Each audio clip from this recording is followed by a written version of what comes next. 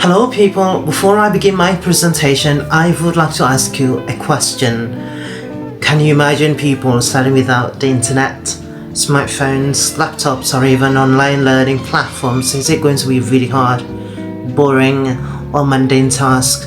So today, technology has become very powerful, pivotal, and important part of education. Students can get the access in education in seconds. Everything is just touch of button. Attend online classes from nowhere, from home, or even use AI or artificial intelligence to help them learn. However, technology doesn't only bring advantages, actually, it also creates challenges for students and teachers. So for today, I would like to talk about how technology changes education, including both positive and negative impacts. Hi, welcome to the initial slide. Here we're talking about the educational technology definitions. So first of all things considered, educational technology refers to the use of tools, the use of devices and systems to support teaching and learning. Example including computers, smartphones, projectors, online learning platforms, educational apps, and artificial intelligence tools. I'm talking about when it comes to talking about AI, it's actually endless, and because it's really majestic, instant, and very sophisticated tools. So let's just be flashbacking a little bit years, a little bit back, and in the past, long time ago, students mainly learn from teachers in a really old-fashioned way, from textbooks and classroom explanations, but it was just way rigid and awkward, I think. But today, learning can be really flexible, can be anywhere, and anytime through technology. Everything is just touch of button, as I said before. Now, as you can see the screen here, people, so now we're talking about the positive impacts of technology on education.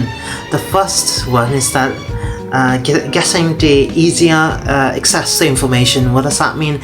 Is that a student had to go extra mile, had to spend hours searching information in libraries. So, but today, the student can simply use the internet to find articles, videos, ebooks, and journals maybe, and everything, just within seconds. So, for example, I'm talking about the platform of YouTube. So it actually provides educational videos that help students understand difficult topics more easily. A student can also use online dictionaries, translation tools, and academic journals for learning. So as a result, learning becomes really easy and faster and more efficient. And next, online learning opportunities. The second advantage is that online learning opportunities, I'm talking about the technology nowadays that allows students to learn from anywhere. So during the COVID-19 pandemic, if you still remember, many schools and universities used the platforms such as Zoom, Google Meet, and Google Classroom to continue education. And now, online learning is very actually flexible, and students can reply the recorded lessons if they just probably don't pay attention, join virtual discussions, and submit assignments online. So this also helps students who live far away from schools or universities, because they can still access education through the internet. And another important benefit is that the technology can make learning more interactive and enjoyable. Instead of only listening to lectures, teachers, and students can watch animations and educational videos and simulations, and teachers can use quizzes, games, and digital presentation to make lessons more engaging, interesting, and really intriguing in a way. So, for example, science, students can use virtual laboratories, while language, learners can practice their pronunciation through applications. So when learning becomes more engaging, interesting, students are usually more interested and active in the class, I think. Now we come into the fourth one, which is better communication. Technology also improves communication between teachers and learners. So, like learners can easily contact teachers through email, messaging applications, or online platforms. Teachers can quickly share materials, announcements, and feedback with the students. Group projects also become easier, and students can also collaborate, partake online even when they are in different places. We're coming to the fifth, which is personalized learning. We're still talking about the correlations of technology with students' ability here. So technology allows students to learn at their own pace. So the fast learners can move ahead quickly, and while students who still need more time can review lessons repeatedly. So some educational applications which use artificial intelligence to recommend exercises based on their abilities and progress. So this helps students actually learn more effectively according to their individual needs. Now let's move on to the negative impacts of technology on education. Although technology has provided us the benefits, but actually it has so many disadvantages. The first one is distraction. So this is actually the biggest issue or the major problem that students always face unconsciously.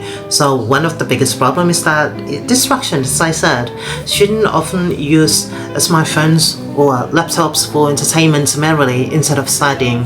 So social medias, games, and also videos that can reduce concentrations during lessons. But sometimes students open educational videos ended up scrolling through social media for hours, which is, I think, it's unavoidable.